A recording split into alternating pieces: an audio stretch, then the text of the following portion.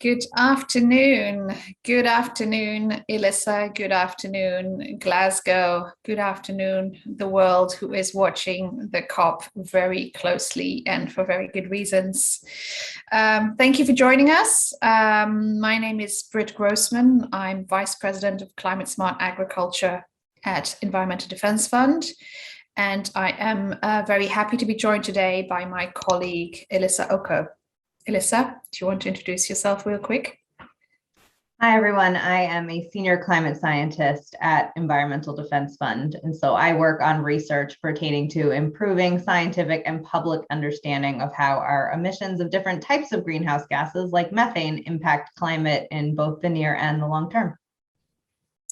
That is exactly what we want to talk about today. So I am quite envious of not being at the COP myself. I've been watching it very closely via Twitter and newspaper articles. It really feels like the world's eyes are very firmly on the COP, as it should be, as it should have been for the past 26 COPs. I have also been amazed at the amazing announcements that we've heard so far. I know it's very easy to be jaded and negative, but I really do think that some of the things we're hearing coming out of the COP, whether it be about deforestation or coal or methane, are really quite groundbreaking, and I'm feeling very optimistic as we are sitting here today, knowing that we're not even halfway into the COP.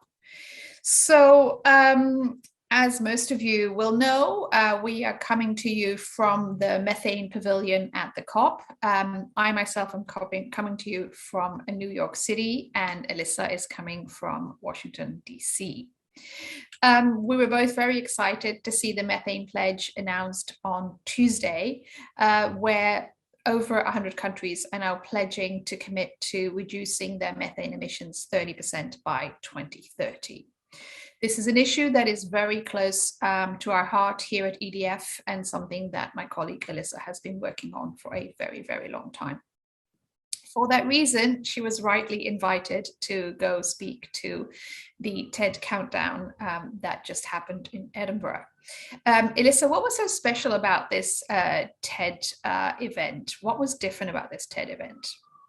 So TED has been around for decades, and everyone is very familiar with TED. And usually they have these large live events where hundreds of people attend, and the talks are from all over the map in terms of different topics. And so you could have a hard science, but you could also have something about psychology, and it's just, it's all over the place. And this is the first live event that they've ever done that focused on one topic, and that was climate change, and specifically how to inspire and pursue big, bold ideas to address the climate crisis. And so this was the first event they've ever done that was all about one topic. And so it was really special, and it was really informative. Indeed. And I like how you just said it was really about addressing climate change. I think we've gone long past debating whether climate change was a problem and how much of a problem it is. And I think we are well into already too late. We need to address this now. So I really look forward to our conversation. We have a couple of questions lined up between us. But before we do so, I think it would be amazing if we could all watch your TED Talk together. So let's do that first.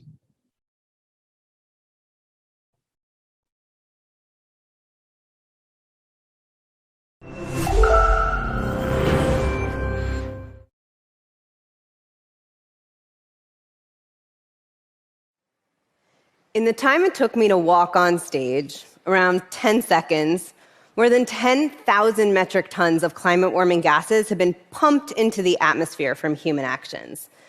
To provide some context on just how much that is the weight equivalent of 170,000 of me emitted in gas in 10 seconds.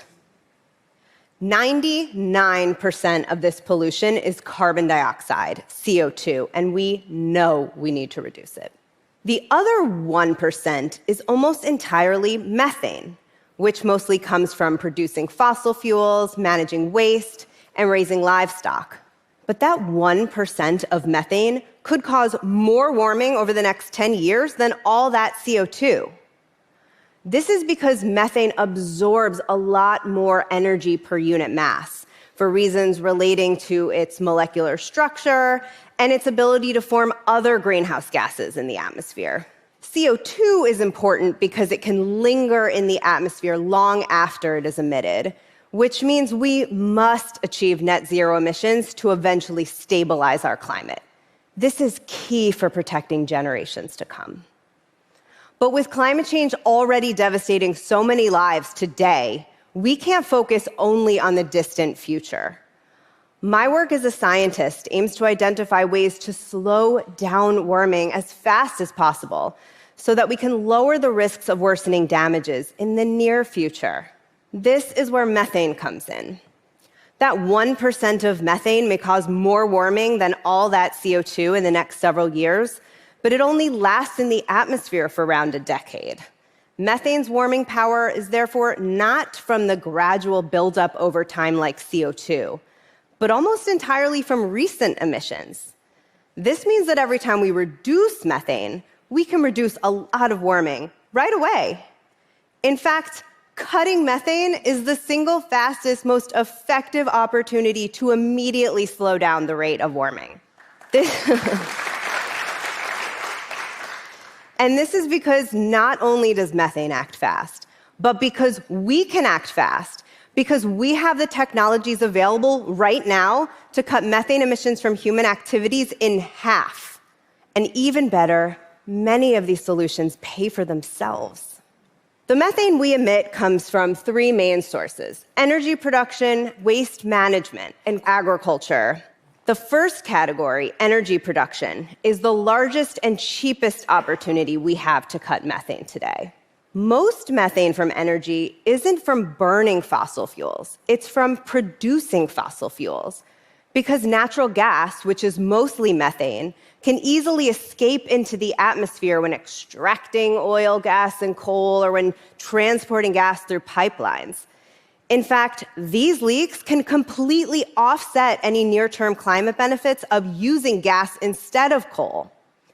But we have the technologies to cut the majority of these emissions, with around half for no net cost because the saved gas can be sold.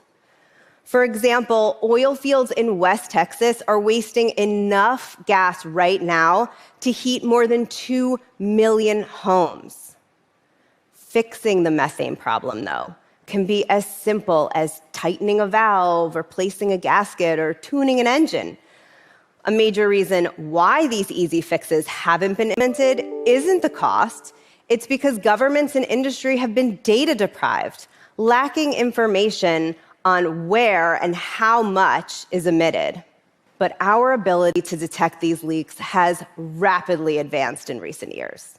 Everything from handheld instruments to sensors on aircrafts and drones. And now there's a growing universe of satellites designed to locate and measure methane from space. That list includes MethaneSat, which is expected to be launch ready next year and will be able to detect and quantify methane emissions across the globe with unprecedented precision.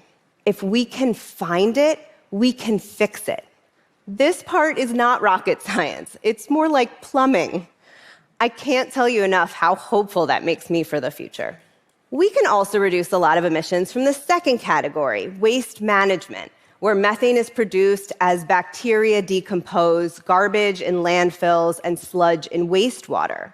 Some of the largest landfills receive enough trash per day to fill more than 10 Olympic-sized swimming pools before it is compacted.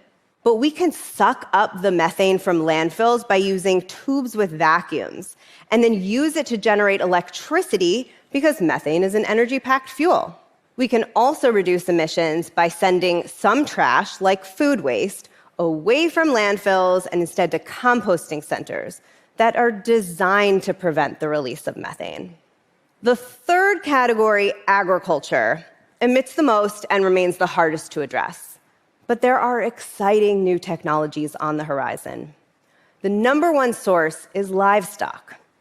some farm animals, like the billion-plus cattle worldwide, belch methane that was produced when digesting plants like grass. Reducing these emissions is possible with higher quality feed, and scientists are developing and testing new technologies like feed supplements that can suppress methane production in a cow's gut by at least 30% with no negative effects on productivity or quality. Livestock manure can also produce methane when concentrated, but we can cover manure lagoons and then pump manure into digesters that can capture the methane, which can then be used for heat and electricity. Another methane source is rice production. This one crop is a staple for half the world's population, but the plants grow in flooded fields that create ideal conditions for microbes to form methane. We can slash emissions from methane by improving how we manage the required water, which can be as simple as maintaining a shallow level of water in the rice fields. Implementing all of these solutions will take work, but people have already started to act. Many governments, oil and gas CEOs, landfill operators, and farmers are advancing measures to reduce methane. But we need more, because there is a lot of warming that we can prevent if we quickly deploy the full set of affordable and available strategies. We need standalone methane targets as part of every company's business model and every country's nationally determined contribution as the Paris Agreement is strengthened. Because if we succeed in a rapid, full-scale effort to cut methane, we have a chance to actually experience the benefits fast in our lifetimes. For example, my colleagues and I found that we could slow down the rate of warming by as much as 30% before mid-century. This would help communities and ecosystems adapt to a changing climate and hit the brakes on worsening extreme events like wildfires in the Americas and Australia and flooding in Europe and Asia. It would also help clean up our air, saving lives and crops, because methane contributes to ozone pollution. And because some of the people most vulnerable to the impacts of climate change are on the front lines of methane emissions, these solutions can also help reduce the inequity of climate change, for example, by job creation. If we fast forward to later decades, acting now to cut methane can also help protect Arctic sea ice. This is because when methane reductions are combined with strong actions to cut CO2, it becomes unlikely that temperatures would rise to levels that would trigger a total loss in Arctic summer sea ice. This is important not just for polar communities and ecosystems, but actually for the entire world. I've now been talking for almost 10 minutes, which means that more than 700,000 metric tons of climate warming gases have been pumped into the atmosphere. Now that equals the weight of 12 million of me. Of all this pollution, it is the methane that could warm the Earth the most over the next 10 years. But we know how to cut these emissions in half right now from energy, waste, and agriculture. This is the methane moment, because cutting methane is the single fastest, most effective opportunity to reduce climate change risks in the near term.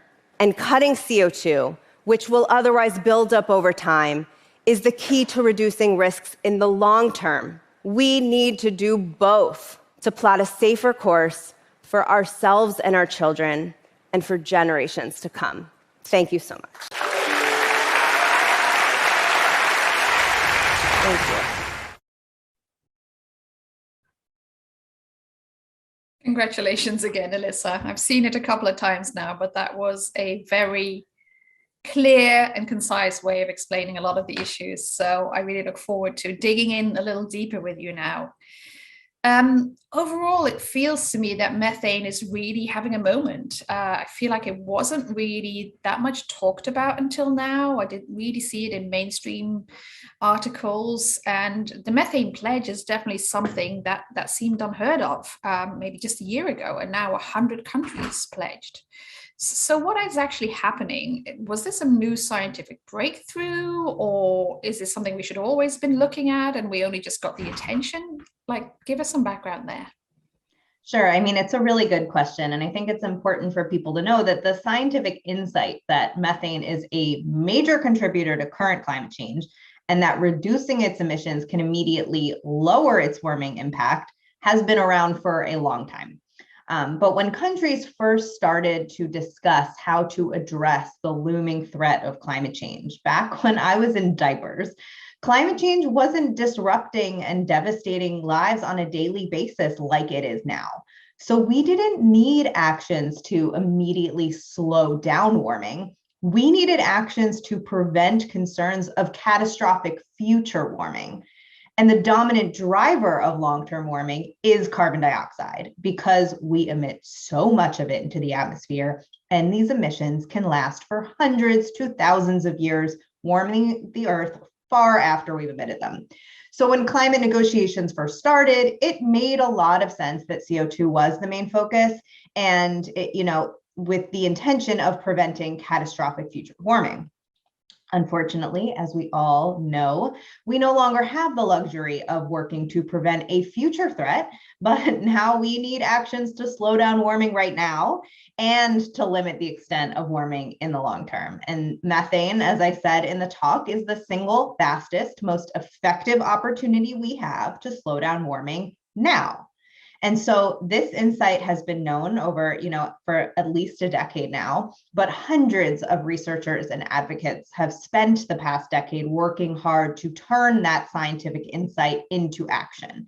And this includes refining our understanding of methane as a warming agent, tracking how much methane is in the atmosphere, which we've now seen is at the highest levels it's been in nearly a million years, and it's accelerating, improving knowledge of how much is emitted and from where, and developing technologies to reduce emissions from all major sectors. And finally, there have been, people working tirelessly to communicate all of those insights to the policy and business leaders. At the same time, it's really important to make clear that reducing methane emissions is not a substitute for reducing carbon dioxide emissions, which will be key for stabilizing our climate in the long term. So cutting methane is an important ally that will improve the lives of hundreds of millions around the world by slowing down the climate crisis, with additional benefits like improving health and creating jobs. So they each have distinct and important benefits. Thank you, Alyssa. That's great to hear, and that really chimes in well with me, because some of the things I've been reading since the Methane Pledge announcement on Tuesday, and just on Twitter, people commenting, oh my goodness, there's a methane pavilion, and methane, what about CO2? And so some people are worried that this is a distraction, that this is some kind of evil plot to get away from having to do the hard work on decarbonization. What do you think about that sort of train of thought, and have you heard about that? Yeah, I've definitely been hearing that, and there are certainly some people that are concerned that people will focus so much on methane now at the expense of CO2. But the bottom line is that we need to do both as soon as possible. So the more we cut and the faster we cut of both methane and carbon dioxide, the better off we will be in the near and the distant future. So if we focus only on carbon dioxide and forget about methane, which honestly is generally what was happening until now, we lose a real opportunity to address climate change in the coming decades. But we can't focus on methane at the expense of critical efforts to reduce CO2 emissions. We're fortunate that we have an available and largely affordable opportunity to address climate change now in a way that CO2 reductions on their own could not provide. But it is absolutely essential that we do everything we possibly can to cut CO2 emissions as fast as possible, because every second, hour, day that we emit CO2 into the atmosphere just commits us to more warming in the future. Got it. Got it. This sounds like one of those let's chew gum and walk. It's not or, it's and. Let's do both. And I'm Exactly. sure with the kind of attention that we're getting now, the sort of huge amount of people that are there at the COP, we should be able to do both. Another thought I've had on this issue was, well, if you reduce if you cut down on the practices that are emitting the CO2, aren't you also going to get the methane reductions anyway? So why don't we just focus on that and forget about the methane? Sort of what are your thinking there, and what are the scientific interactions between those two?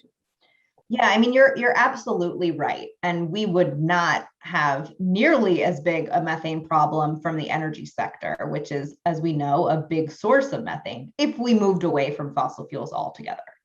But even if we drastically decarbonize society at a rapid pace, there still is tremendous value in also reducing methane emissions along the way, because the climate and health benefits are so immediate, and we can't go off fossil fuels tomorrow. It will take some time. So there's a lot of warming we can prevent if, while we decarbonize, we also plug these methane leaks, stop venting methane and stop flaring methane.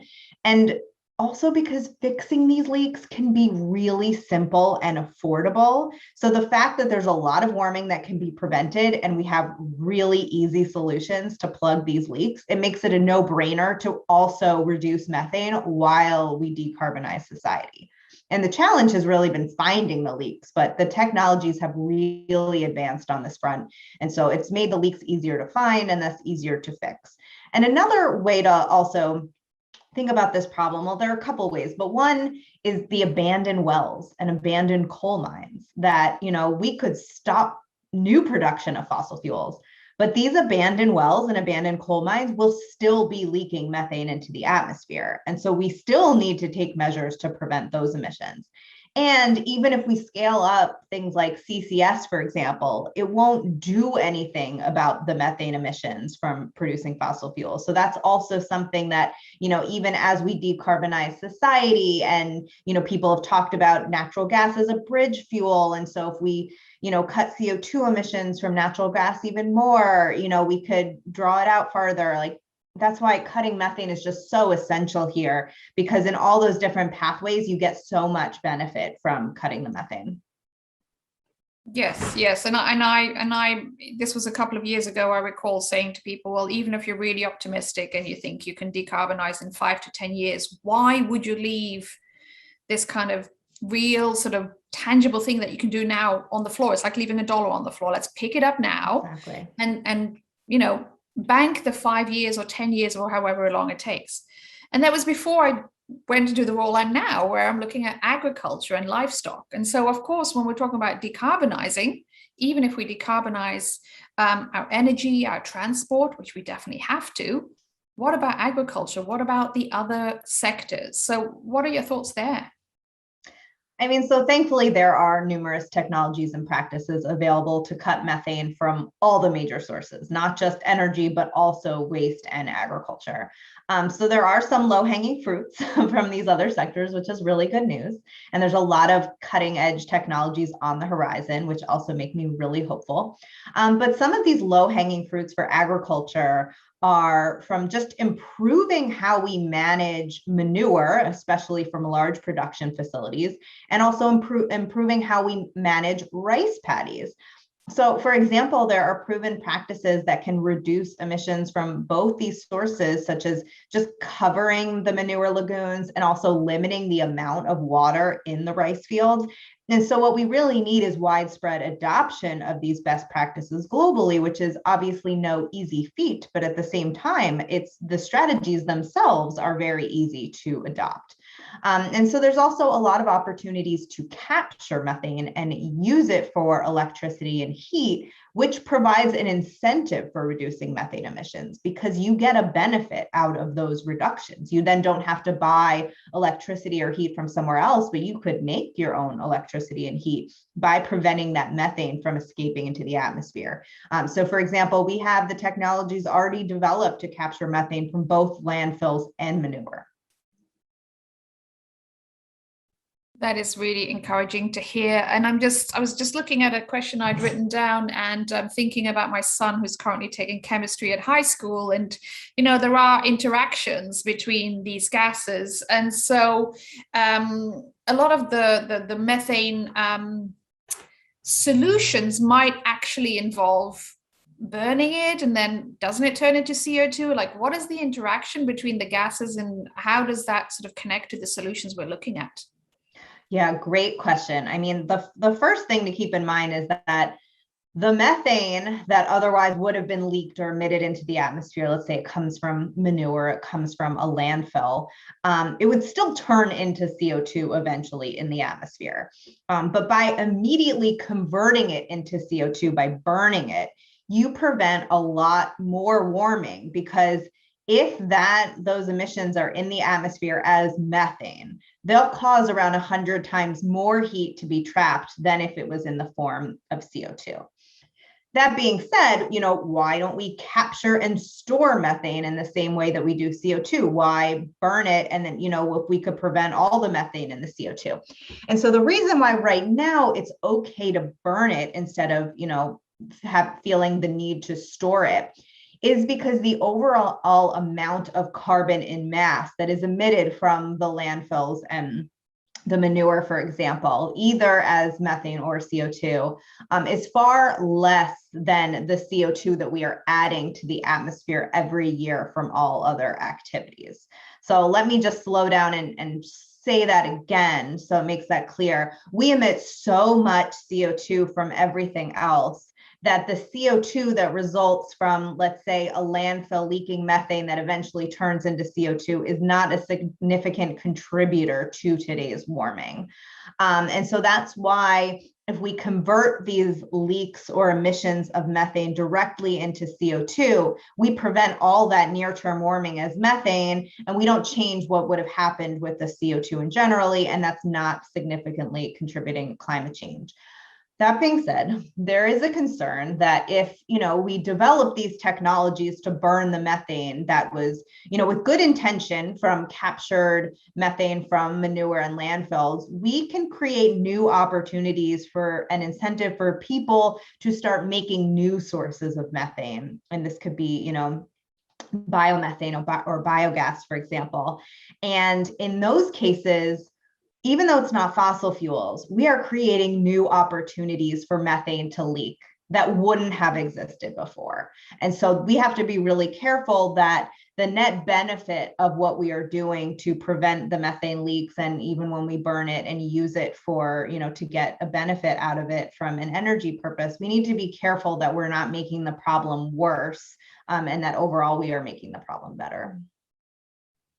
That's a really good point. And as you were talking about net benefits and some of the earlier points you were making, I was also thinking about the fact that we really are scientifically, and I'm asking this question because I'd love to hear your vision on this, but we're looking for a net zero world. We're not looking for a zero world. There is no way we will ever have zero greenhouse gas emissions.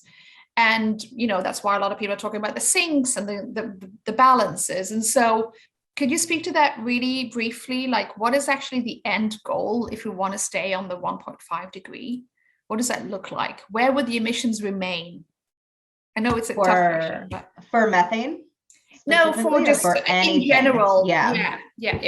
Well, I mean, the way that I look at this question is, and this is where these different types of greenhouse gases really play a role here, because when you have a long-lived pollutant like carbon dioxide or nitrous oxide, for example, that's when you really want a net zero, because every time you add it to the atmosphere, it can stay for a really long time.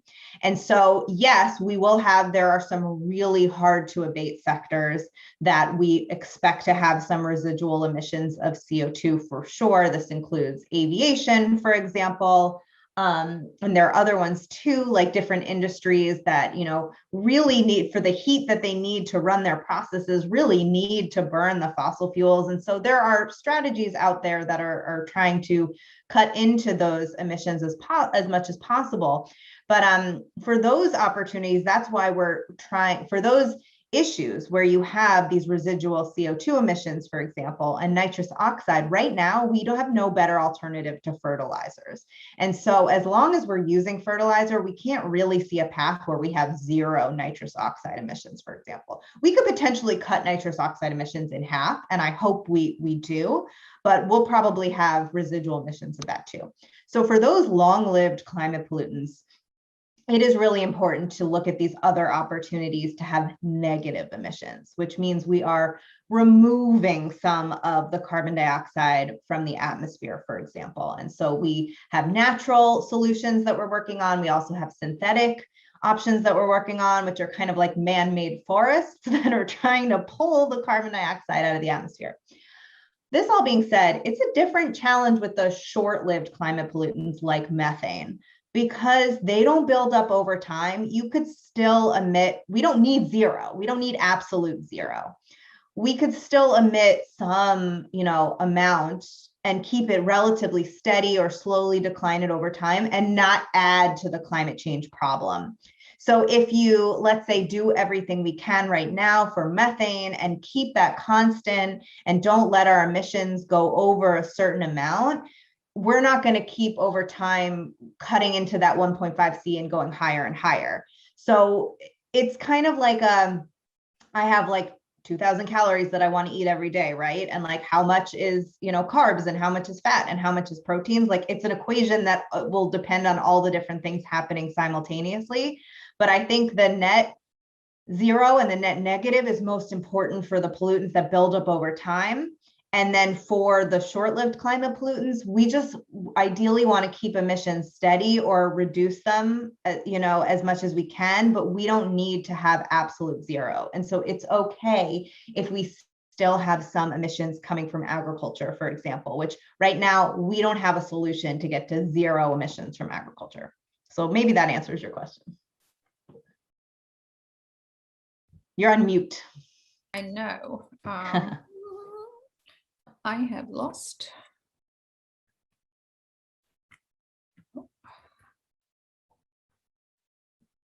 I had lost my unmute button. That was a new thing. I've not had that during a Zoom call, so sorry about that. Yeah, no, that all makes perfect sense, and I guess it's also because I'm working a lot on agricultural methane now. I'm working on the problem of livestock, and there's no way we're going to ever have zero emission cows. Like we can reduce, hopefully, with using technology, their emissions, but we're never going to have zero. But that's okay as long as everything else goes down and we keep having those things. So thank you for humoring me on that question. I just think it's a really important point. So talking about cows, I've heard you talk a lot about the technology that we can deploy to really rapidly reduce the emissions from the oil and gas sector. What about human behavior? When I tell people I work on this issue, most people immediately ask me, what can I personally do? Right? And so it's not something you touched upon much in your TED talk. So I wonder if you have any sort of points on that for somebody who might want to know. Definitely. I think that's the biggest question I've gotten from the TED Talk is, what about people being vegan? Like, what about all of those, options too? Like, you didn't talk about that. Why not? And I really did focus on the technological interventions. And, that could also be where you could use policy instruments to scale up, for example, and to enforce per se. But I mean, there is no question that reducing global meat consumption and dairy would benefit the climate, because we wouldn't have 1 billion cows if we weren't consuming animal products. But it's a different category than technological and policy interventions, and arguably one that is more difficult to achieve compared to implementing things like feed supplements or biodigesters for manure, for example. And I mean, this is because individual human behaviors and dietary habits are culturally ingrained for many people across the entire world and would therefore be really hard to change. And because it's so hard to change, take a lot longer than implementing these available technological strategies. So, we have a lot of options to reduce methane from food production and from waste. And, so that's like really encouraging that we don't have to rely on people not eating meat. But it's also important to remember that many people across the world rely on animal protein to satisfy their daily calorie needs. And I'm not sure how many people, know about that, but we can't, work towards global veganism, for example, because there are people that don't have that need the animals to provide their calorie needs. And then also, there are studies that show that we won't even have enough land for everyone to get their nutrition from plants alone. And so I know that's an extreme case, and there's a lot that could be done in reducing our meat consumption that isn't, nobody eats meat or dairy. But the good news is that there are a lot of methane emissions that we could reduce without having to rely on behavior changes. And then any behavior changes we are able to make will also reduce methane and thus warming further, which is great. Thank you, Alyssa. It's a very, very tricky issue. I've heard you talk a lot about the speed at which we need to do things and why methane is important. It's about, reducing the rate. When you just touched upon the sort of dietary changes, it would be a very, very long-term solution, and we need fast action, right, when it comes to things like methane. It sort of begs the question, are there also long-term benefits to reducing methane? Yeah, that's such a good point. And, I get so lost in talking about its benefits for slowing down warming because it's the only viable option we have right now to slow down warming. So it's so important that people realize that, and then we take advantage of this opportunity so that we slow down warming. But there are absolutely long-term benefits of methane action, and specifically any sustained reductions in methane will have major benefits over all timescales. And so, we focus on methane for the near term, and we know that CO2s are the real driver of the long term. But again, that doesn't mean that methane mitigation doesn't have long-term benefits too. And so one example is that if we don't act at all on methane, emissions are on track to double by the end of the century, which will essentially double methane's warming impact from around 0.5 degrees Celsius today to 1 degree Celsius in 2100. That's a lot of warming. That alone could cause us to surpass global temperature targets, even if we make drastic cuts in CO2 emissions, because we have this goal of 1.5 C. It's, hopefully no more than 2 C, and it's already warmed by around 1 degree C. We don't see that going down anytime soon. We've committed further warming from the way the climate works. So having an additional amount of 1 degree C of warming from methane is a lot. But if we pursue efforts to deploy the full set of available strategies and technologies and practices to cut methane, we could cut methane emissions in half. And this would avoid, if we do it ASAP now over the next 10 years, this would avoid around 0.25 degree Celsius by mid-century, 2050. But if we sustain this, it would avoid more than 0.5 degree of Celsius of, global temperature rise by the end of the century. And I mean, that 0.5 degree Celsius that we could avoid, that could be the difference between 1.5 and 2 C. And reports have shown that could mean 10 million fewer people at risk from sea level rise, half the number of people stressed for water, and half the number of plant and animal species losing most of their habitat. And that doesn't even include new technologies on the horizon or changes in our behavior, as we just discussed, which could then avoid even more warming. So acting now to cut methane as much as possible will really put us on a better path for not only the next few decades, but the next century, because adoption of these technologies and practices will likely be sustained for decades to come. We aren't just going to provide cows feed supplements for a few years and then stop.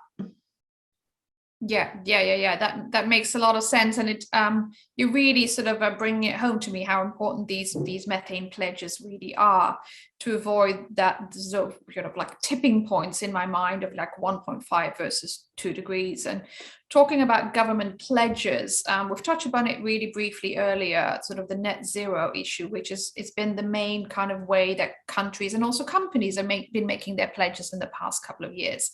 How does methane fit into that specifically? This is a really good question, and it's actually complicated. So I'm going to try my best to explain it. But it's, a lot of people say, well, isn't methane included in net zero? We say net zero greenhouse gas emissions. So isn't methane taken care of in that? And I mean, it's true that most net zero commitments include all major greenhouse gases, and that includes methane. Methane is the second largest greenhouse gas contributing to climate change. So it certainly would include that. But the complicated point of this that is really subtle and behind the scenes and people don't realize is that aggregating emissions from different types of greenhouse gases requires a metric to put all these different emissions on the same playing field, the same scale. And so how we do that is we convert any non-CO2 greenhouse gas into how much CO2 would have the same warming impact. And this conversion factor that we use for methane de-emphasizes the role of methane in driving near-term warming and also therefore in reducing near-term warming. And so this is why net zero commitments themselves are not sufficient for addressing the methane problem, because they don't capture this major opportunity we have to slow down warming if we rapidly scale up available measures to cut methane. And so to just expand on this a little further, for those who are interested in why this metric is undervaluing the role of methane, is because in order to arrive at a conversion factor for turning methane emissions into their CO2 equivalents, you need to have a time horizon for which you are comparing the climate impacts between the two gases. And this is because you need to factor in not just how much is emitted and how potent it is at trapping heat, but how long it sticks around in the atmosphere warming the planet. If you don't do this, then you end up overvaluing other pollutants relative to CO2 when it's the CO2 that's really sticking around for so long, warming the planet, well after other things have been removed from the atmosphere. So that's why it's important to really take this into consideration. But this time horizon is a completely arbitrary choice, and it's actually a value judgment. So you're basically choosing a time to care about.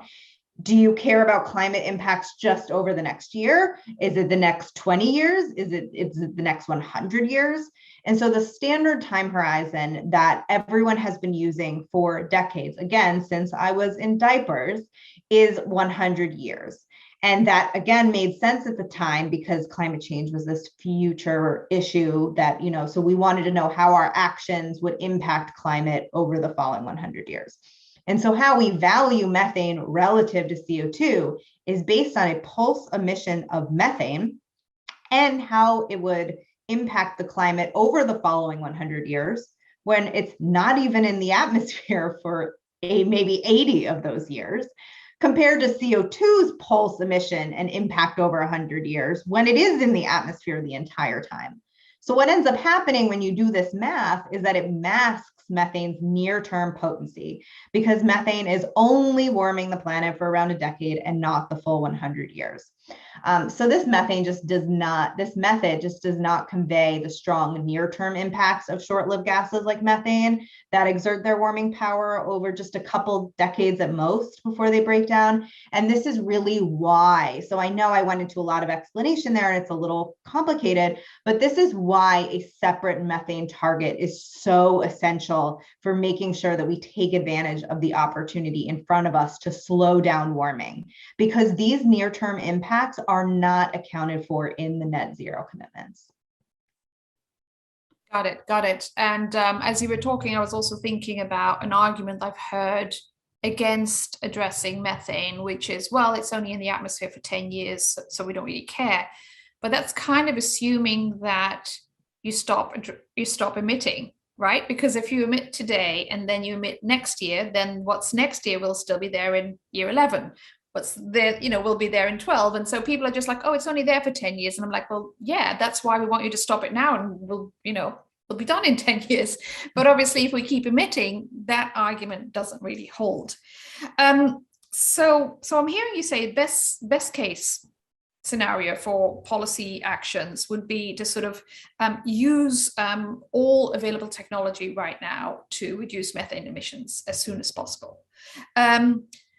What if, it's delayed? What would that mean? Like, what are we looking at if we don't address this really soon? Yeah, and so part of the reason why it only lasts, the argument you were just saying, it only lasts, that other people use, it only lasts 10 years, so like it doesn't really matter. Well, that goes back to like the fact that climate change is so pervasive everywhere today, devastating lives on a daily basis. So it's like everything we can do to slow down warming and to have less warming next year, in 5 years, in 10 years matters and is important. I mean, this past year was insane with extreme weather events, for example, and we know that every increment of warming makes these extreme events worse. So, we want to do everything we can at every point. We don't just care about the climate in 100 years from now, even in 50 years from now. We care about the next 10 years. And if reducing methane can avoid a lot of warming over the next 10 years, we need to do it. And so that, and so that argument that people make kind of plays into this. Okay, well, what if we delay action? What does that mean? What if we start acting now, but just move really slow? And I mean, anything we do to not take advantage of everything we can do right now as fast as we can will just kind of cut into the benefits that we otherwise could see.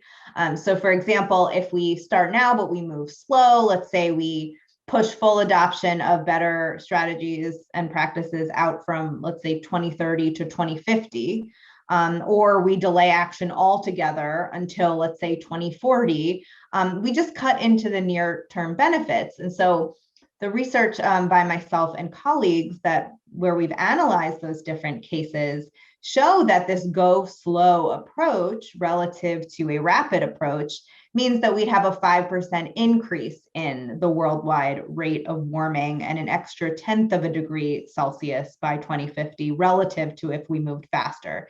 And the delayed approach, where we act fast, but we just delay implementing anything altogether, would result in a 20% faster warming rate, an additional 2/10 of a degree Celsius by 2050 compared to the fast action plan that starts now. So it's just in our best interest to act as fast as we possibly can. And yes, all 3 of these pathways would have similar outcomes by the end of the century. But what happens before then, the outcomes really depend on how fast and how much we act. And so that's why it's so important, especially given the state of the climate crisis right now. And so we really could see significant benefits in a single generation through slowed rates of warming and improved air quality, because methane contributes to ozone pollution. But we could also just be setting ourselves on a better course for generations to come.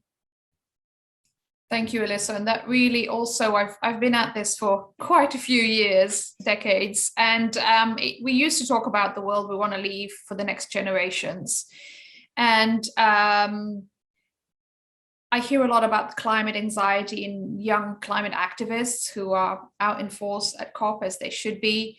And I have my own children. And I know that they are worried about, should we have children, I know when we've known each other for a long time as well, Alyssa. And when we first met, you were not yet a mum. You've since become a mother. How has this affected how you work on this? And the past couple of years, things do seem to become more real every year in terms of bad weather effects, as you referred to just now. Yeah, I've been really affected by becoming a mom, and in terms of how I view the whole climate crisis process. I'll be honest, when I read through the last IPCC report, it was really difficult for me. Over time, I'm young, but I've been working on climate issues for, a couple decades now. And I've developed this hardened shell over time so that I could do my job without being consumed by the depression and anxiety of the climate crisis.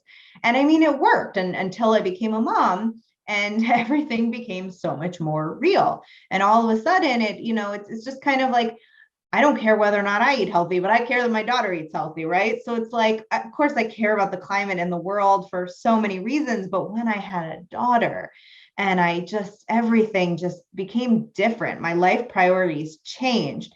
And so the recent IPCC report was the most emotional I have ever gotten from reading a climate change report. And I can't even count how many climate change reports I've read. So, I mean, something that really helps keep me going is that my work involves identifying solutions to climate change. And also I'm surrounded by brilliant colleagues like you who are doing the same thing and are so focused on strategies to combat the climate crisis. So that really keeps me hopeful because I'm constantly hearing good news on a daily basis. And that could be anything from technological advancements to company and government commitments. But of course, looking into my daughter's sweet eyes every day, she's so cute. I mean, I feel compelled to do everything I possibly can to give her the brightest future possible. And so that includes my work as a scientist to prevent warming over the next few decades as she is growing up, and then one day, maybe even having a daughter of her own. Absolutely. You've made me all emotional now as well. It's very easy for us to really compartmentalize. We come into work and we're like, oh, well, this is what I'm going to do today. And we just go for it. But when we take a step back at what we're actually working on daily, it is the issue of our time. And it does make me very proud and happy to be working with people like you. And also to be watching what's going on in the COP. So I'm looking at the clock. I think we need to round up this really informative and wonderful discussion we're having. But maybe I can just ask you in closing, what are you thinking when you see what's going on at the COP, the Methane Pledge? Like what message can you leave us with as we close this interview?